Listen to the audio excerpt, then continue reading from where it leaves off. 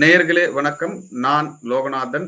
News today தமிழிலிருந்து Dharamshala பற்றி பல்வேறு விஷயங்களை தொடர்ந்து நாங்கள் தந்து கொண்டிருக்கிறோம். குறிப்பாக கர்நாடகாவிலிருந்து செய்தியாளர் அசோக்குமார் பல்வேறு தகவலை தந்து கொண்டிருக்கிறார்.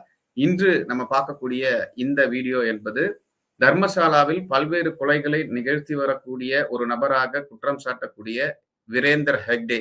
யார் இந்த வீரேந்தர் ஹெக்டே? கொஞ்சம் டீடைல்டா சொல்லுங்க சார் அசோக்குமார். சார் வீரேந்தர் ஹெகடே வந்து இப்போ ஒரு பிஜேபியோட ஒரு எம்பி, ஒரு ராஜ்யசபா எம்பி.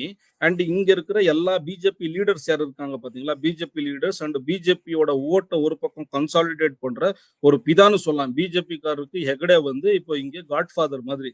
ஹெகடேயோட இது யார் மேல இருக்குதோ அந்த பிஜேபி லீடர் வந்து ஜெயிப்பான் அப்படிங்கிற மாதிரி. இந்த ஆளோட மெயின் பிசினஸ் கோயில் நடத்துறது, கோயிலுக்கு தர்மகர்த்தா அப்படிங்கிறது ஒரு முக கவசம் மட்டுமே.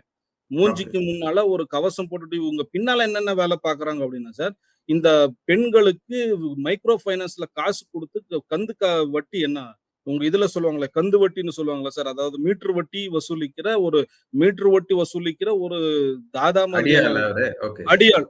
இவங்க இவங்க இந்த வசூல் பண்றது, கட்ட பஞ்சாயத்து பண்றது, இந்த வேலைகளை மட்டுமே தான் இந்த ஆளு பண்ணிக்கிட்டு இருக்காரு பல வருஷமா. கடந்த 30 வருஷமா 1978ல வந்து தன்னோட 18, 19வது வயசுல இந்த கோயிலோட தர்மகர்த்தாவா இவர் அதிகாரம் எடுத்துக்கிறாரு. இவர் தர்மகர்த்தாவா அதிகாரமா எடுத்துக்கிட்ட அடுத்த வருஷமே வேதவல்லிங்கிற பொண்ணு வந்து, அதாவது டீச்சர் வந்து எலெக்ஷன்ல நின்னாங்க.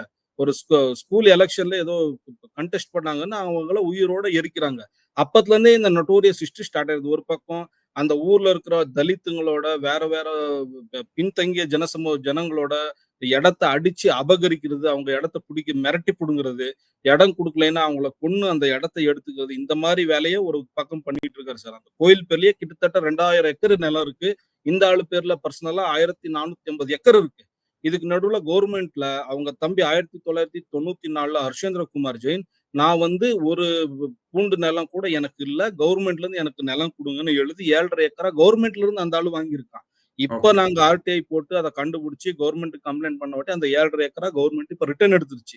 கேட்டுக்கோங்க சார், 3500 ஏக்கரா இவங்க பேர்ல இருக்கு. ஆனா அவங்க தம்பி ஒரு பூண்டு நிலம், ஒரு துளிவுண்டு நிலம் கூட இல்லைன்னு கவர்மெண்ட்ல வந்து அப்ளிகேஷன் போட்டு பகர்ஹுக்கும் அந்த நிலத்தை வாங்கியிருக்காங்க. அவ்வளவு பெரிய ஃப்ராட் யாரு பேர்லயும் அந்த ஊர்ல சார். இப்ப தர்மஸ்தலாங்கிற ஒரு கமர்ஷியல் ஊரு சார், அது கோயில். இப்ப தஞ்சாவூர், சிதம்பரம் மாதிரி. நீங்க தஞ்சாவூருக்கோ சிதம்பரத்துக்கோ திருவண்ணாமலைக்கோ போனா அங்க சுத்தி முத்தி நிறைய பிசினஸ் இருக்கும் கோயிலை ஒட்டி. இந்த பூஜை பலகாரங்கள் விற்கிறது, ஒரு சின்ன பேங்க், ஏடிஎம், ஹோட்டல், லாட்ஜ், 10 ரூபா கொடுத்து குளிக்கிற ஹமாம் பாத்ரூம், இந்த மாதிரி நிறைய பிசினஸ் கோயிலை ஒட்டி இருக்குங்களா. நீங்க தர்மஸ்தலாக்கு போனா சார் இந்த மாதிரி இண்டிபெண்டா நீங்களோ நாங்களோ என்ன மாதிரி சாதாரண ஆட்கள் அங்க எதுவுமே பண்ண முடியாது. அங்க கோயில்ல தேங்காய் விற்கிறதுல இருந்து பேங்க் வரைக்கும் இவங்களே வச்சு நடத்துறாங்க. இவங்களதே தனியா பேங்க் இருக்கு. அரசாங்கமே நடத்துறாங்க. ஒரு அரசாங்கமே நடத்திட்டு இருக்காங்க சார். இந்த கோவில் தர்மகர்த்தாங்கிறது ஒரு முக கவசம் மட்டுமே. இதுக்கு பின்னால கிட்டத்தட்ட 60 இருந்து 70,000 கோடி பெண்களுக்கு வந்து கடனா கொடுத்து 20-25 வட்டி பெண்கள்கிட்ட இருந்து கடனா வசூல் பண்ணிட்டு இருக்காங்க. ஜனங்களை அடிச்சு புடுங்கி பூமியை புடுங்கிட்டு இருக்காங்க. காசு கொடுக்கலைன்னா, காசு வாங்கினவங்க கட்டலைன்னா அவங்க கந்து வட்டிக்காரர் வீட்டுல போய் உட்காந்துக்குவாங்க. காசு குடியில பொண்டாட்டி பிள்ளைய அனுப்புன்னு சண்டை போடுற எக்கச்சக்க வீடியோக்கள், எக்கச்சக்க கேஸுகள். கிட்டத்தட்ட சிவில் கேஸ் மட்டுமே 344 கேஸ் இந்த கோவில் மேல இருக்கு. உலகத்துல இந்தியாவுல எந்த கோவில் மேலேயாவது நில அபகரிப்பு மோசடிக்கு சம்பந்தப்பட்ட மாதிரி 344 கேஸ் எந்த கோவில் மேல இருக்கு சொல்லுங்க சார். இது ஒரு பிரைவேட் கோயில், இவங்க மேல 344 கேஸ் இருக்கு. அந்த கேஸ இங்க இருக்கிற நாகரிகா வேதிக்கை, அதாவது ஒரு பீப்புள் ஃபோரம் மூலியமா சில பேர் அதை சேலஞ்ச் பண்ணி சிவில் கோர்ட்ல வாதாடிட்டு இருக்காங்க. இதெல்லாம இப்ப வந்திருக்கிற இந்த கிரைம் கேஸ் கிட்டத்தட்ட வேதவல்லி கேஸ்ல இருந்தே அனன்யா சௌஜன்யா வரைக்குமே 5 கேஸ் கிரைம் கேஸ் ரிஜிஸ்டர் ஆயிருக்கிறது. ரிஜிஸ்டர் ஆகாத கேஸ் இன்னும் எத்தனையோ. இந்த மாதிரி நிறைய கேஸுகள் அடுத்த நாட்கள்ல இன்னும் நிறைய வெளியே வரும். இவங்க ரோட்ல அம்பலமாயி நிப்பாங்கன்னு நான் சொல்ல விரும்புறேன் சார். இவரு இந்த வீரேந்திர ஹெக்டேவுடைய தொடக்க காலம், அவங்களுடைய மூதாதையர் அவங்க என்னவா இருந்தாங்க, என்ன பண்ணாங்க? அவங்க அப்பத்துல இருந்தே ஃப்ராடு தானே சார். தர்மஸ்தலா கோவிலே இவங்களது இல்ல, அது ஒரு பிராமணங்கிற ஒரு பிராமின் கம்யூனிட்டியோட கோயில். அதுக்கு ஒரு ஸ்தல புராணம் இதிகாசம் இருக்கு. அந்த மூதாதையர் 12ஆம் நூற்றாண்டுல இருந்த ஒருத்தன் ஆளு கனவுல வந்து சாமி சொன்னது. அந்த சாமி 5 பேரு கிராம தேவதைகள் அவன் வீட்டுக்கு வராங்க. அவன் வீட்டுக்கு வந்து சாப்பாடு கேட்டு 5 நாள் அங்கேயே தங்கியிருந்து, 5-10 நாள் அங்கேயே தங்கியிருந்து, அதாவது தேவதைகளுக்குள்ள ஒரு கான்வர்சேஷன் நடக்கும். இது இங்க இருக்கிற ஒரு கதை தான் சார். அந்த கான்வர்சேஷன் என்னன்னா, உலகத்துல தர்மம் எங்க நிலைச்சிருக்குதுன்னு. அதுல ஒரு தேவதை வந்து கன்னியாகுமரிங்கிற தேவதை வந்து நான் கூட்டிட்டு போறேன் தர்மம் எங்க நிலைச்சிருக்குதுன்னு அந்த ஸ்தானிக பிராமணா வீட்டுக்கு இந்த 5 தேவதைகள கூட்டிட்டு வராங்க. அந்த 5 தேவதைகளும் அவன் வீட்ல வந்து அவன் வீட்ல தங்கிட்ட வாட்டி தான் அவங்களுக்கு தெரியுமாமா, தர்மம் இந்த இடத்துல இந்த ஊர்ல இவன் வீட்ல தர்மம் இருக்குன்னு சொல்லி நினைச்சு போயிட்டு அடுத்த நாள் அவன் கனவுல வந்து சொல்லுவாங்க. எங்க 5 பேத்துக்கும் நீங்க இங்க வந்து சின்ன சின்னதா கோவில கட்டுங்க. தலைமுறை தலைமுறையா இந்த கோவில நீங்களே நடத்துங்க. உங்களுக்கும் இந்த ஊருக்கும் நல்லதாகும்னு சொல்லி 12ஆம் நூற்றாண்டுல இந்த கோவில வந்து நிறுவுறாங்க சார். ஆனா ஓகே. 1799ல டிப்புவுக்கும் பிரிட்டிஷ்க்கும் 4த் ஆங்கிலோ மைசூர் வார் நடக்கும் சார். 1799ல. இந்த ஓகே. கோவில் அப்பயே செல்வாக்கான கோவில். இந்த ஸ்தானிக பிராமணா ஃபேமிலியோட கடைசி வாரிசு அன்னைய ஹெகடே அப்படின்னு. அந்த அன்னைய ஹெகடே வந்து டிப்புவுக்கு ஆதரவா இருக்காரு. ஆனா இவங்களோட மூதாதையர் இருக்காங்க பாத்தீங்களா? இப்ப வீரேந்திர ஹெகடேன்னு யாரு இருக்காரு? இவங்க ஆக்சுவலா ஹெகடே ஃபேமிலியே கிடையாது. இவங்க ஒரு ஜெயின் ஃபேமிலி. ஜெயின் ஃபேமிலி கையில தான் இப்ப கோவிலே இருக்கு. ஒரு ஜெயின் அது எப்படி இந்து கோவில்ல இவங்க அட்மினிஸ்ட்ரேஷன் பண்ணலாம். இவங்க வந்து பிரிட்டிஷ்க்கு ஆதரவாவும், டிப்புவுக்கு எதிராவும் உளவு பார்த்து, டிப்பு இறந்ததுக்கு அப்புறம் இந்த ஹ அன்னப்பைய ஹெகடேங்கிற ஒரு ஆள கொன்னுட்டு தான், இவங்க வந்து இந்த ஆட்சி அதிகாரத்த பிரிட்டிஷ் மூலியமா இந்த கோவில எடுக்குறாங்க. 1800க்கு அப்புறம் கோவில எடுக்குறாங்க. இவங்க ஹெக்டேன்னு இவங்க ஃபேமிலி நேம் அதாவது சர்நேம் வந்து ஜெயினுங்கிறத ஹெக்டேவா மாத்திக்கிறாங்க சார். ஆக்சுவலி ஜெயினுங்கிறவங்க இவங்க இந்துக்கள் கிடையாது. இவங்க கையில எதுக்கு இந்து ஆட்சி வரணும்? அதுக்கப்புறம் 1804ல இருந்தே பெண்கள பொட்டு ம். கட்டி விட்டுருவாங்க. அந்த கோயில்ல அந்த ஓகே. இதெல்லாம் இருக்கு. தேவதாசி முறை. தேவதாசி. இவங்க அந்த கோவில எடுத்த வாட்டி தான் அங்க மஞ்சுநாத்தாவ வந்து நிறுவுறாங்க. அதுக்கு முன்னால அங்க மஞ்சுநாத்தா கடவுள்னு ஒருத்தர் இருந்ததே இல்ல. மஞ்சுநாத்தானா சிவன். அங்க இருக்கிற கத்ரி அப்படிங்கிற ஒரு ஊர்ல இருந்து ஒரு லிங்கத்த கொண்டு வந்து இங்க பிரதிஷ்டாபிக்கிறாங்க. அப்புறம் அன்னையா அப்படிங்கிற ஒரு லிங்கத்தையும் ஒரு காவல் தெய்வத்த பிரதிஷ்டாபிக்கிறாங்க. அதாவது இந்த கோவிலின் காவல் தெய்வம். அன்னையா அப்படின்னு. அன்னையா வந்து அங்க இருக்கிற லோக்கல் ஸ்டோரியில வந்து அவன் சாதாரண மனுஷனா இருந்து கடவுளா மாறினவன் அன்னையா. அவனையும் நிறுவுறாங்க. ஆனா அதுக்கப்புறம் இவங்க பண்றதெல்லாம் ஃப்ராட் வேலை தான் சார். 1804ல இருந்து 1870 வரைக்கும் பெண்கள தேவதாசியா கோவிலுக்கு பொட்டு கட்டி விடுறது. கடவுளின் பேரால், தர்மத்தின் பேரால், சாமி பேரால் அந்த பெண்கள கற்பழிக்கிறது, செக்சுவலா அசால்ட் பண்றது, அபியூஸ் பண்றது இந்த வேலையவே தான் பார்த்திருக்காங்க. 1870க்கு அப்புறம் இந்தியா வைடா ஒரு சோசியல் ரிஃபார்ம் மூவ்மெண்ட் இருந்தது இல்லைங்களா? அது காரணமா இந்த கோவில்ல இருந்து இந்த தேவதாசி பద్ధதி, தேவதாசி சிஸ்டம்ங்கிறது வெளிய போயிருக்கு. ஆனா பெண்கள வன்கொடுமை செய்யறது, செக்சுவலா அபியூஸ் பண்றது, அசால்ட் பண்றது இவங்க ரத்தத்திலேயே இருந்திருக்கு. அதுக்கப்புறம் என்னென்ன கேஸ் ஆச்சு அப்படிங்கிறத பத்தி டீட்டெயில் இல்ல. ஆனா 1978ல இந்த வீரேந்திர ஹெகடே எப்போ இங்க வந்து தர்மாதிகாரியா மாறுனாரோ, 18, 19 வயசுல, அப்பத்துல இருந்தே ஒரு வேற ஹிஸ்டரி ஷுருவாயிருச்சு. நீங்க புரிஞ்சுக்கணும். 1800ல இருந்து 1978 வரைக்கும் உங்களுக்கு ஒரு நட்டோரியஸ் ஹிஸ்டரினா, 1978க்கு அப்புறம் இந்த கடைசி 40, 45 வருஷத்துல இவங்க நடத்தியிருக்கிற அட்டூழியங்கள் 1, 2 இல்ல சார். எத்தன எத்தன பெண்கள, தாய்மார்கள கற்பழிச்சு கொன்னு புதைச்சிருக்காங்க. இதுக்கு 5 சாட்சி இப்ப வந்து முன்னால நிக்கு. இன்னும் வராத நெறைய சாட்சிகள் அடுத்தடுத்த நாள்ல வரும்னு நெனைக்கிறோம். இது இல்லாம வட்டி காசுன்னு பெண்கள் ஆ. எத்தன பேருக்கு காசு குடுத்து ஊர விட்டு ஓடியிருக்காங்க சார். கடன் காசு கட்ட முடியாம. ஊர விட்டு ஓடுனவங்க எத்தன பேரு, தூக்கு மாட்டி செத்தவங்க எத்தன பேரு. அந்த பாவம்லாம் சும்மா விடுமா சார்? அந்த பாவம் தான் இப்ப வந்து இவங்க மேல நின்னுட்டு ஆடிட்டு இருக்குது. கண்டிப்பா இன்னும் நெறைய சாட்சிகள் வரும். நெறைய கம்ப்ளைனர்கள் வருவாங்க. ஆல்ரெடி எஸ்ஐ கிட்ட வந்திருக்காங்கன்னு எங்களுக்கு தகவல் இருக்கு. கண்டிப்பா இவங்க எல்லாருமே அம்பலப்படுவாங்க சார். இந்த வட்டிக்கு விடுற பிசினஸ்ல கிட்டத்தட்ட 75,000 பேர்கள் வேலை செய்யறதா சொல்லி ஒரு தகவல் வெளியாயிருக்கு. குறைந்தபட்சம் ஒரு 20,000, 25,000ன்னா கூட கிட்டத்தட்ட மாசம் வந்து ஒரு 5,000 கோடி வந்து இவங்க சம்பளமே குடுக்கக்கூடிய ஒரு சூழல் இருக்கு. அந்த மாதிரி ஒரு பெரிய பிசினஸ் இவங்க பண்றாங்களா? கண்டிப்பா சார். அது 75,000 பேரு வேலை செய்றாங்களா அப்படிங்கிறத பத்தி சரியான கணக்கு இல்ல. ஆனா எல்லா கிராமத்திலயும் இவங்களுக்கு சங்கம் இருக்கு. ஒவ்வொரு சங்கத்துக்கும் ஒவ்வொரு ஏஜென்ட்ன்னு இவங்க அப்பாயிண்ட் பண்ணியிருக்காங்க. அது எப்படி அப்பாயிண்ட் பண்ணாங்கன்னு தெரியல. அத்தன பேருக்கு அவ்வளவு சம்பளம் இவங்க மூலியமா தரப்படுது அப்படின்னா, பெண்கள ரத்தத்த எவ்வளவு உறிஞ்சிருப்பாங்கன்னு நீங்க யோசிக்கணும். ம். எத்தனையோ ஆயிரம் சில ஆயிரம் பேருக்கு வந்து இவங்க வேலை வாய்ப்பு குடுத்திருக்காங்க. அந்த வேலை வாய்ப்பு எப்படி குடுத்தாங்க? யாரு பணத்துல வந்து இவங்களுக்கெல்லாம் சம்பளம் குடுத்துட்டு இருக்காங்கன்னு நீங்க யோசிக்கணும் இல்லீங்களா?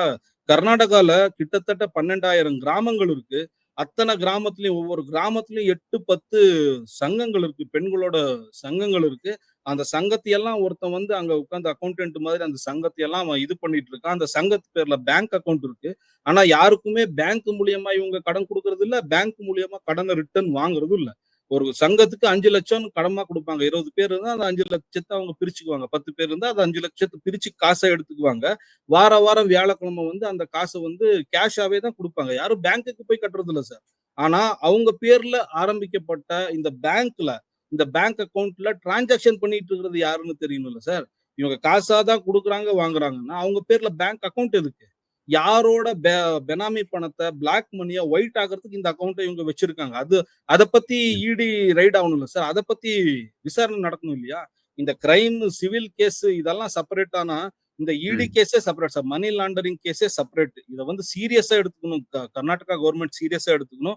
இவங்களே இடிக்கு கம்ப்ளைண்ட் பண்ணி அத வந்து ரைடு பண்ணும் சார். அண்ட் ஜெயின் ஃபேமிலி கையில இந்த இந்து கோவில் இருக்கு. முதல்ல இங்க சட்டமே இருக்குது சார். 1999, 2003 தார்மிக தத்தி காய்தேன்னு ஒரு அமெண்ட்மென்ட்டே இருக்கு. அதாவது தமிழ்ல வந்து பொதுநலத்துறைன்னா என்னமோ சொல்லுவீங்களா சார்? பொதுநலத்துறை சொல்லுங்க. ஆக்ட் 43 பிரகாரம், செக்ஷன் 43 பிரகாரம் நீங்க ஒரு ஃபேமிலி கோவிலா இருந்தா, நீங்க ஃபேமிலி மட்டும் தான் அதுல வழிபாடு பண்ணணும். ஜனசாமானியர்கள் எல்லாம் அதாவது பப்ளிக் வந்து அங்க வழிபடுற மாரி இல்ல. ஒரு வேள பப்ளிக் வந்து அங்க வழிபட்டா, அது ஒரு பப்ளிக் சொத்தா மாறிருது. செக்ஷன் 43 பிரகாரம் அந்த கோவில்ல கவர்ன்மென்ட்டே எடுத்து நடத்தணும். கவர்ன்மென்ட்க்கு கீழ தான் வரணும் ஜனங்க வந்தா. அப்படி இல்லைன்னா அப்படி இல்லைன்னா 2011ல இதே ஆக்ட்க்கு வந்து ஒரு சின்ன தித்துப்படின்னு சொல்லுவாங்க. ஒரு சின்ன இது பண்ணியிருக்காங்க. அது பண்ணது கூட அப்ப இருந்த பிஜேபி கவர்ன்மெண்ட் தான். அவங்க ஓகே. என்ன சொல்லியிருக்காங்கன்னா, செக்ஷன் 53 பிரகாரம் அந்த கோவில் கவர்ன்மென்ட்க்கு அடியில வரலின்னா, எல்லா வருஷமும் அந்த கோவில் உண்டியல்ல எவ்வளவு காசு விழுந்தது, ஜனங்க வந்து எவ்வளவு காச வந்து அதுக்கு தானமா குடுத்திருக்காங்க, என்னென்னத்த தானமா குடுத்தாங்க. இதெல்லாம் டிசி, ஏசி முன்னிலையில கணக்கெடுப்பு ஓகே. நடத்தணும். கவர்ன்மென்ட்க்கு வந்து கணக்கு குடுத்தே ஆகணும்னு கவர்ன்மென்ட் சொல்லிருக்கு. ஆனா இதுவரைக்கும் சார் 1 வருஷம் கூட இவங்க கணக்கு குடுத்தது இல்ல. நாங்க ம். இப்ப 2 மாசத்துக்கு முன்னால ஆர்டிஐ போட்டோம். அதாவது இந்த பொதுநலத்துறை மினிஸ்டர் ஆபீஸ்க்கு ஆர்டிஐ போட்டோம். கடந்த 10 வருஷத்துல எத்தன அதாவது 2011ல இருந்து 2025 கடந்த 14 வருஷத்துல கர்நாடகால இருக்கிற எத்தன பிரைவேட் கோவில்கள் வந்து கவர்ன்மென்ட்க்கு கீழ சேர்க்கப்பட்டிருக்குது. அண்ட் அப்படி சேர்க்கப்படலைன்னா, எத்தன கோவில்கள் வந்து அவங்களோட ஆனுவல் கணக்க வந்து கவர்ன்மென்ட்க்கு குடுத்திருக்குதுன்னு ஒரு கேள்வி கேட்டோம் சார். கர்நாடகால இதுவரைக்கும் ஒரே ஒரு பிரைவேட் கோவில் கூட அந்த மாரி கணக்கு வந்து கவர்ன்மென்ட்க்கு குடுத்ததில்ல. ஓகே நாங்க சார். இப்ப இதோடைய சொல்றோம். சொத்து மதிப்பு அப்டின்னா ஒரு 4,00,000 கோடி இருக்குன்றாங்களே! அது உண்மையா அவ்ளோ இருக்குமா? அதுக்கு அதிகமாவே கண்டிப்பா அவ்வளவு இருக்குமா? இருக்கும் சார். கண்டிப்பா எவ்வளோ? அவ்வளவு இருக்கும் சார். இவங்க வந்து அறிவிச்சிருக்கிறதே கிட்டத்தட்ட 10, 15,000 கோடி ஒயிட் மணியாவே இவங்ககிட்ட இருக்கு. இது இல்லாம ம். பிளாக் மணியா ஒரு 60, 70,000 கோடி பெண்களுக்கு குடுத்து வசூல் பண்ணிட்டு இருக்குது இல்ல சார் கந்துவட்டி. இதே ம். 60, 70,000 கோடி இருக்கு. கோவில் பேர்ல 2,000 ஏக்கர், இவங்க பேர்ல ஒரு 1,480 ஏக்கர். ஏன்னா ஏக்கருக்கு அங்க என்ன கம்மி வேல்யூ இருக்குதா சார்? அங்க இருக்கிறதே 2 இடம் தான். ஒண்ணு ஃபாரஸ்ட் இடம், இன்னொன்னு ஹெக்டே இடம். புரியுதுங்களா? மொத்த ஊரு அந்த புத்தூர், தர்மஸ்தலா சுத்தி முத்தி பெல்டங்கடி சுத்தி முத்தி இருக்கிற ஏரியாக்கள்ல இருந்தா ஒண்ணு ஃபாரஸ்ட் இடம் இருக்கணும். இல்லைன்னா தர்மஸ்தலாக்கு சொந்தமான இடம் இருக்கணும். இத்தனை இடங்களோட நெட் வொர்த் கணக்கு போட்டா கிட்டத்தட்ட பல லட்சம் கோடிகள் வரும் சார். இது இல்லாம கர்நாடகால இருக்கிற எல்லா பிஜேபி எம்.எல்.ஏக்கள், காங்கிரஸ் எம்.எல்.ஏக்களோட பணங்கள் பெனாமியா இவங்ககிட்ட தான் இருக்கு. இவங்க தான் அந்த பணத்த வச்சு அ பிசினஸ் பண்ணிக்கிட்டு இருக்காங்க. நாளைக்கு இவங்க முழுகுனா, அவங்களும் முழுகிருவாங்க. அதனால தான் இப்ப கர்நாடகா சட்டசபையிலிருந்து ஹியூமன் ரைட்ஸ் கமிஷன் வரைக்கும் எப்படியாவது இந்த கேஸ இழுத்து மூடிறணும் அப்படின்னு இவங்க பிளான் பண்ணி வேலை செஞ்சுட்டு இருக்காங்க. சார் நேத்து கர்நாடகா சட்டசபையில ஒரு எம்.எல்.ஏ பிஜேபி எம்.எல்.ஏ எந்திரிச்சு நின்னு கேட்கிறான், எஸ்ஐடிய எந்த ஆதாரத்துல நீங்க எஸ்ஐடி பண்ணீங்க? எதுக்கு பண்ணீங்க? இது வந்து இந்து வழித்தடங்கள் மேல நீங்க செஞ்சுட்டு இருக்க காங்கிரஸ் செஞ்சுட்டு இருக்க அட்டாக்ன்னு சொல்றான். இத நீங்க எப்படி பார்க்குறீங்க சார்? பிஜேபி வந்து இந்த கேஸ எப்படியாவது மூடிறணும் அப்படிங்கிறதுக்காகவே இந்த மாரி கட்டுக்கதைகள கிரியேட் பண்ணிட்டு எம்பி கேண்டிடேட்டா அனௌன்ஸ் பிஜேபி எப்ப பண்ணுச்சு? அப்பயே தன்னோட ஒயிட் மணி எவ்வளோன்னு அவரு அனௌன்ஸ் பண்ணாரு. கிட்டத்தட்ட 10லருந்து 15,000 கோடி அவர் நெட் வொர்த் இருக்கு சார். அந்த ம். அவரோட நெட் வொர்த் மட்டுமே கிட்டத்தட்ட 15,000 கோடி ஒயிட்லயே இருக்குது. இது இல்லாம பெண்களுக்கு இப்ப என்ன கந்து வட்டின்னு குடுத்து வசூல் பண்ணிட்டு இருக்காங்க இல்லைங்களா? கிட்டத்தட்ட 60லருந்து 75,000 கோடி கர்நாடகா கிராமங்கள்ல பெண்களுக்கு இவங்க வட்டியா குடுத்து வசூல் பண்ணிட்டு இருக்காங்க. இது இல்லாம அந்த கோயில் சுத்தி முத்தி என்ன பிசினஸ் நடந்துட்டு இருக்குது. அதெல்லாம் இவங்க பெனாமி பேர்கள்ல வேறவங்க நடத்திட்டு இருக்க பிசினஸ். அந்த தர்மஸ்தலா கோயில் சுத்தி முத்தி நடந்துட்டு இருக்க அத்தன பிசினஸும் இவங்க பேர்ல இருக்குது. இவங்க பேர்ல தான் நடக்குது. இது இல்லாம சார் அவங்க பேர்ல வந்து 1,450 ஏக்கர் நிலம் இருக்கு. ம். தர்மஸ்தலா கோவில் பேர்ல ஒரு 2,000 ஏக்கர் நிலம் இருக்கு. எந்த கோவில்ல இந்தியாவுல இவ்வளவு 3,500 ஏக்கர் நிலம் வச்சிருக்கிற கோயில் ஏதாவது ஒண்ணு இருந்தா சொல்லுங்க. அந்த தர்மஸ்தலா, பெல்தங்கடி, புத்தூர் ஊர் சுத்தி முத்தி 2 நிலங்கள் தான் சார். ஒண்ணு ஃபாரஸ்ட் இடமா இருக்கும், ரிசர்வ் ஃபாரஸ்ட் இடமா இருக்கும். இல்ல தர்மஸ்தலா கோவிலுக்கும் வீரேந்திர ஹெக்டேக்கும் சேர்ந்த இடமா இருக்கும். இது இல்லாம இங்க இருக்கிற நிறைய எம்எல்ஏக்கள், அது பிஜேபியா இருக்கட்டும், காங்கிரஸா இருக்கட்டும், இவங்களோட பிளாக் மணி எல்லாம் பெனாமியா இந்த ஆளுகிட்ட தான் கொடுத்து வச்சிருக்காங்க. இந்த ஆளு தான் அந்த பணத்தை வச்சு பிசினஸ் பண்ணிட்டு இருக்கான்னு ஒரு தகவல் வந்துகிட்டு இருக்குது சார். இது எல்லாம் எப்படி கூட்டி கழிச்சு பார்த்தாலும் இந்த நிலத்தோட அங்கெல்லாம் கம்மி இல்ல சார். நிலத்தோட விலை எக்கச்சக்கமா இருக்குது. அதெல்லாம் எப்படி பார்த்தாலும் கிட்டத்தட்ட 4 லட்சம் கோடிங்கிறதையும் தாண்டி உங்க நெட்வொர்த் இருக்கும். அதனாலேயே கர்நாடகா அரசியல். Okay sir. உங்களுடைய டீடைல்டான தகவலுக்கு ரொம்ப நன்றி. பல்வேறு விஷயங்கள பல்வேறு தகவலை நம்ம நியூஸ் டுடே தமிழுக்கு தொடர்ந்து வழங்குங்க. தொடர்ந்து நம்ம இணைப்புல இருப்போம். நன்றி, வணக்கம் அசோக்குமார். நன்றி சார். எங்களுக்கான அங்கீகாரம் என்பது நீங்க எங்க சேனலை தொடர்ந்து சப்ஸ்கிரைப் பண்ணி எங்க வீடியோக்களை தொடர்ந்து பாருங்க.